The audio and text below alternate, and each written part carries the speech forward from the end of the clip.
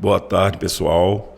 Conforme dito em live anterior, voltaremos a discutir alguns artigos da Convenção, do Estatuto, aliás, da Igreja Evangélica Assembleia de Deus no Estado de Pernambuco.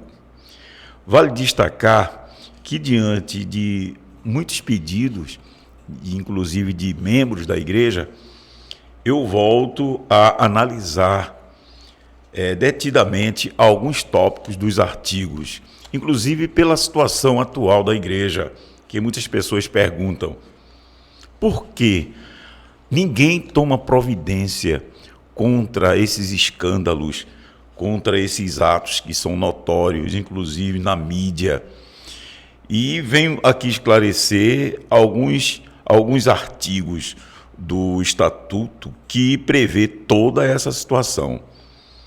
Mas, como também eu tenho dito, o Estatuto serve como letra morta, porque nenhum membro especial da diretoria toma nenhuma providência. Não toma porque não quer, porque o Estatuto prevê que, havendo denúncia, se recebe através da Comissão de Ética e Disciplina, e ali se instaura um processo administrativo com todas as garantias de defesa para o investigado.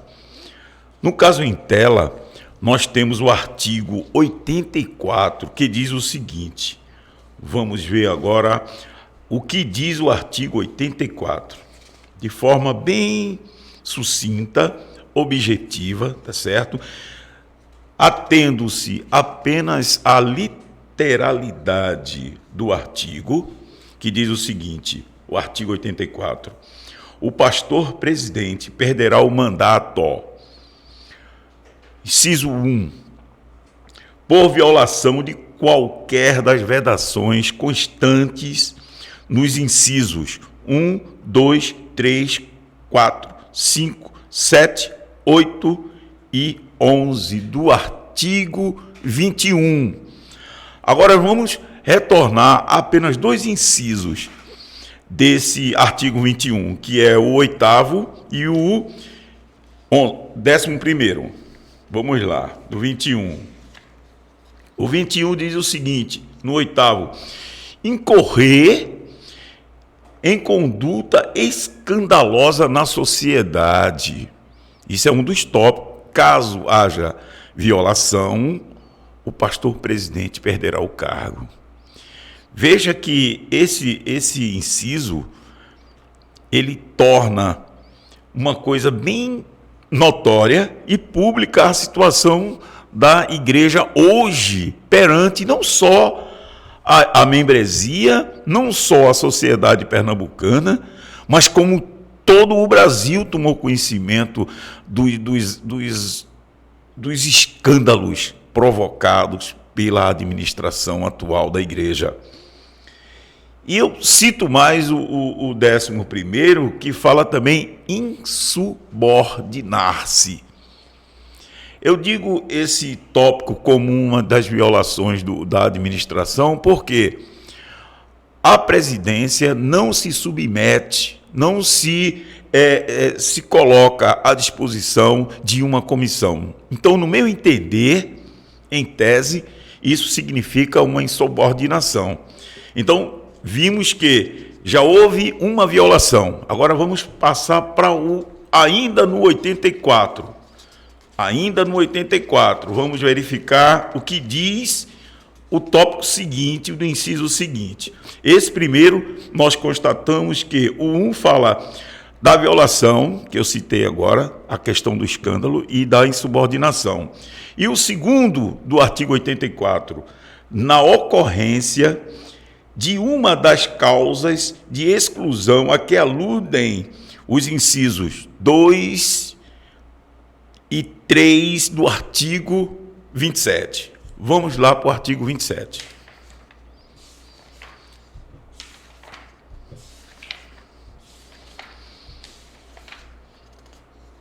O inciso 2 do artigo 27, que diz o seguinte: apropriar-se de dinheiro, valor ou qualquer outro bem pertencente à igreja ou a ela destinado, ou desviá-lo em proveito próprio ou alheio.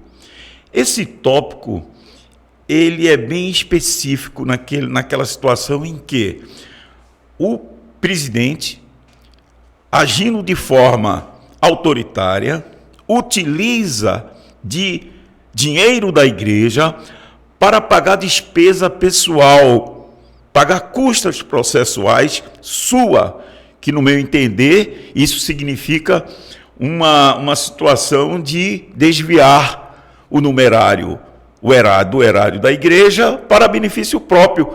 Também incorre aqui nessa violação. Então, diante dessas duas situações aqui, já deveria a comissão de ética intimá-lo para que ele fosse investigado, ele fosse submetido o quê? A um processo administrativo com todos os direitos e garantias inerentes que prevê o Estatuto, o direito ao contraditório, a ampla defesa, situação que, por ser o presidente, logicamente que ele não vai se submeter. Poderia até a própria comissão de ética, até por imposição legal, intimá-lo a ele comparecer e ali ele esclarecer esses escândalos, essa situação de desvio de dinheiro, inclusive dita em audiência por um presbítero, em que a igreja teria um caixa 2 à disposição exclusiva do presidente. Então, são situações que nos levam a acreditar que o estatuto não é utilizado simplesmente porque nele se prevê uma situação talvez até inesperada pela presidência, a perda do cargo, e por atos que, logicamente, hoje são notórios e públicos. Não tem como se esconder os escândalos que se tem hoje na Assembleia de Deus. Eu digo isso porque, diante de todas as acusações, diante de todas as provas, inclusive provas confessadas pelo próprio presidente em audiência, provas também produzidas por testemunhas que declararam sob compromisso de que houve sim desvio de erário da igreja. E nesse caso fica bem patente que a presidência deveria sim ser submetida ao que prevê o próprio estatuto, seria submetida a uma investigação. Uma comissão seria instaurada e ali sim, se detectando que todos esses escândalos, todos esses erros fossem inexistentes, logicamente que seria inocentado. Mas nem ao menos se instaura uma situação, um processo que é previsto no Estatuto. Então, eu venho aqui esclarecer esse artigo 84, mais uma vez, esclarecendo que a igreja tem a sua regência como pessoa jurídica por um estatuto.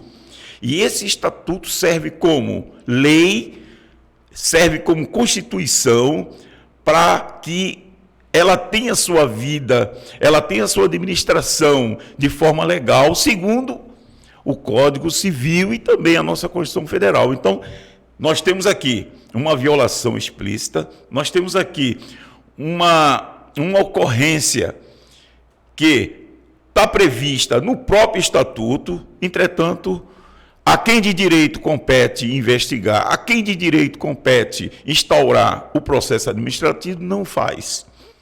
Então, os membros da igreja deveriam questionar essa situação diante da própria igreja, diante da diretoria, o porquê não se instaura, o porquê não se investiga.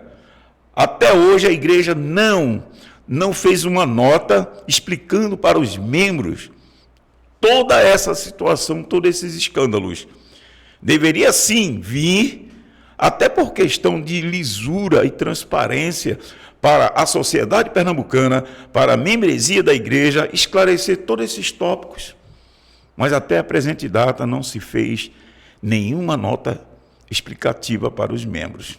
Então, pessoal, eu comentei hoje o artigo 84, onde declara claramente que o pastor presidente perderá o cargo nessas hipóteses já ditas aqui. Uma boa tarde a todos.